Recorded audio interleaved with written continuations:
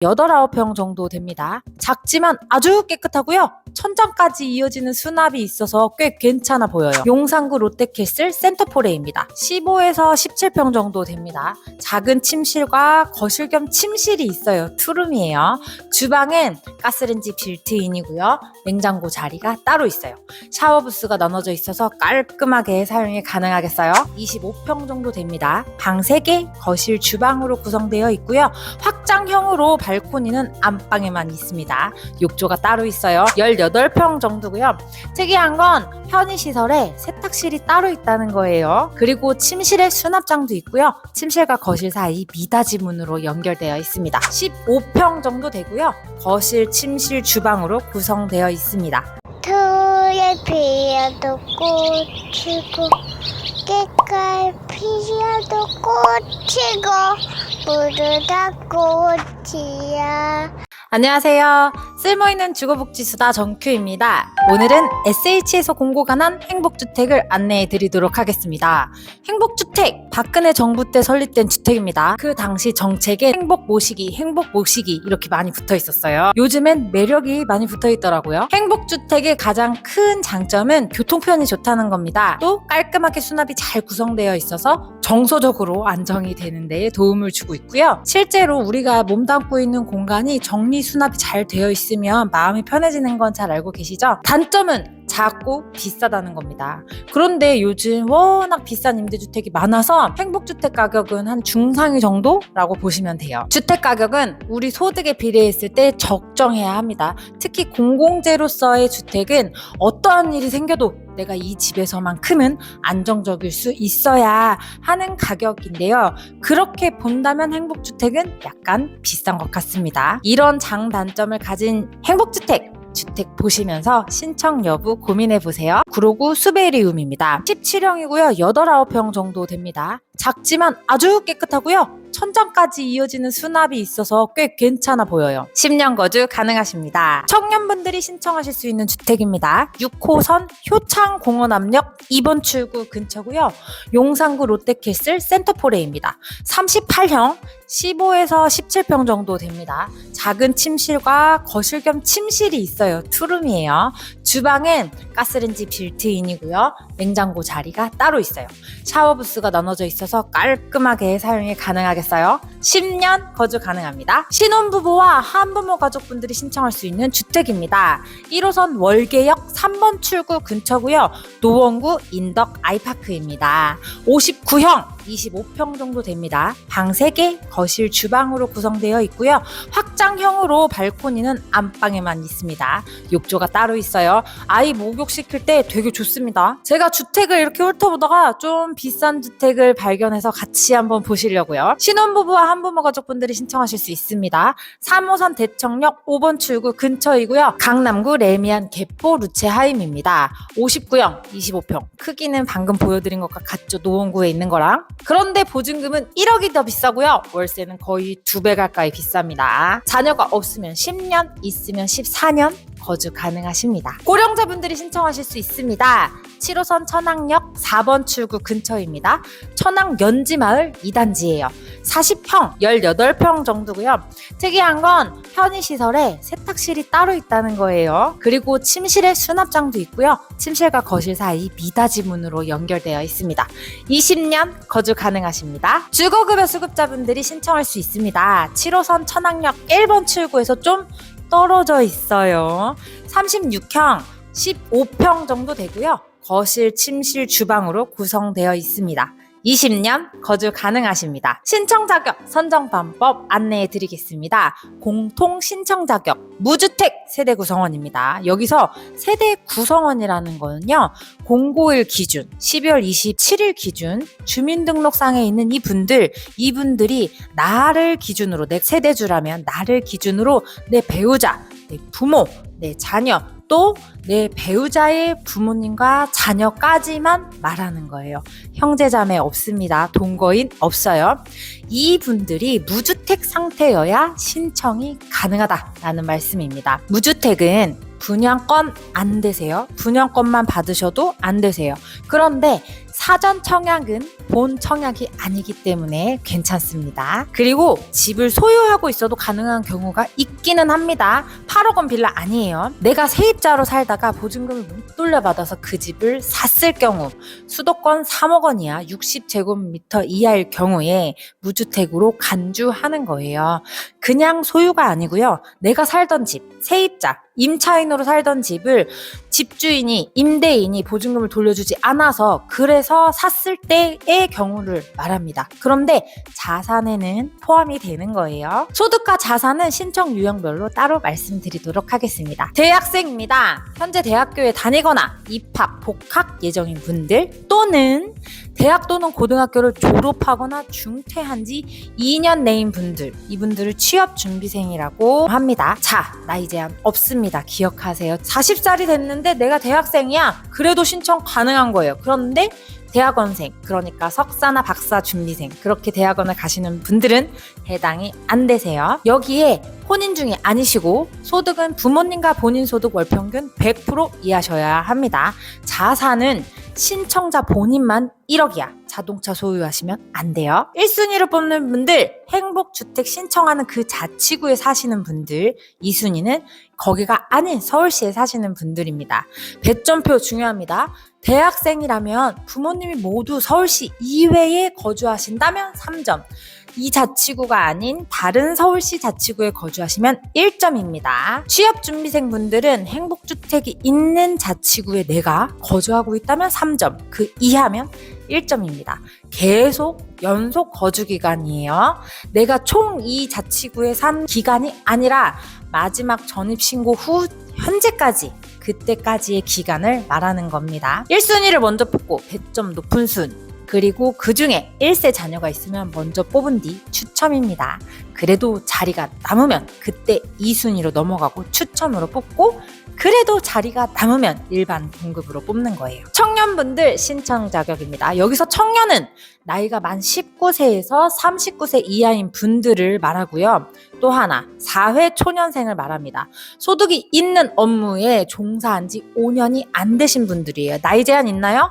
없습니다. 나이 제한 없어요. 이분들 혼인 중이 아니셔야 합니다. 소득은 해당 세대 100% 이하입니다.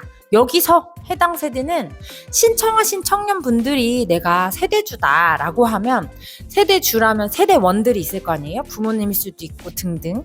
그 세대원 분들의 소득을 모두 합산하는 거예요. 그런데 내가 부모님이랑 같이 사는데 세대원이야.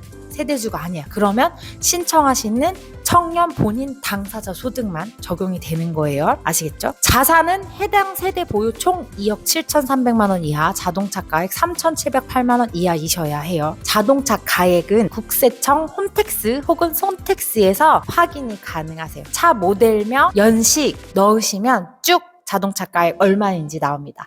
저희 차 아이서티 2008년인데요. 한 300만 원 나오더라고요. 아직도 잘 타고 있습니다. 청약저축 가입돼 있으셔야 합니다. 1순위, 행복주택이 위치한 곳에 거주지가 있거나 직장이 여기 있으신 분들. 2순위는 서울시 내 타 자치구에 거주지가 있거나 직장이 있으신 분들이세요. 그곳에 3년 이상 거주했으면 3점, 그 이하면 1점이고요. 청약저축 24회 이상 납입했으면 3점, 6개월 이상 납입했으면 1점입니다. 순위, 배점, 1세 이하 자녀가 있는 분들 먼저 뽑고 추첨이에요. 그래도 자리가 남으면 2순위로 넘어갑니다. 신혼부부, 한부모 가족분들 신청 자격입니다. 신혼부부, 예비신혼부부, 한부모 가족, 이렇게 세 유형을 뽑습니다. 혼인기간이 7년 이내, 7년이 안 됐거나 자녀가 6살이 안 됐으면, 만 6세 이하면 신혼부부예요. 저 2013년에 혼인신고했으니 11년이 넘었죠? 그런데 둘째가 만 2세입니다. 신청 저 가능합니다. 그런데 되게 이상한 게 있어요. 재혼일 경우에 이전 혼인기간이 포함이 돼요. 원래 안 그랬거든요. 재혼부터 다시 스타트였는데 합산한다고 되어 있습니다. 이거 아주 별로예요. 내가 재혼했으면 새로운 출발을 새 집에서 보통 같이 할 수 있잖아요. 기존에 있는 집에서 같이 할 수도 있겠지만 보통은 새로운 집에서 하잖아요. 그런데 이게 기존 혼인기간이 포함되어 있으면 내가 새로운 사람이랑 새로운 가정에서 새롭게 시작하는데 기존 혼인기간이 포함되어 있다? 굉장히 이상하죠? 이거는 제가 봤을 때 떨어뜨릴 요건을 만든 게 아닌가 싶습니다. 있습니다. 예비 신혼부부는 입주 전까지 혼인신고하실 수 있는 분들을 말해요. 한부모 가족은 만 6세 이하의 자녀를 둔 어머님이나 아버님, 이 한 분을 자녀를 키우고 있을 때 하는 건데요. 법정 한부모 가족 아닙니다. 서류상 한부모다 라고 했을 때 말하는 거예요. 소득 기본 100% 이하, 맞벌이 120% 이하시고요.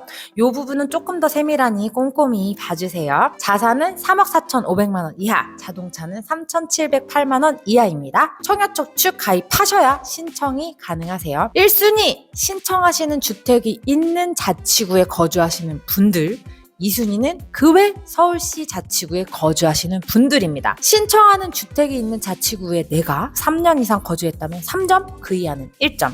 청약저축 24회 이상 납입했으면 3점, 6개월 이상 납입했으면 1점입니다.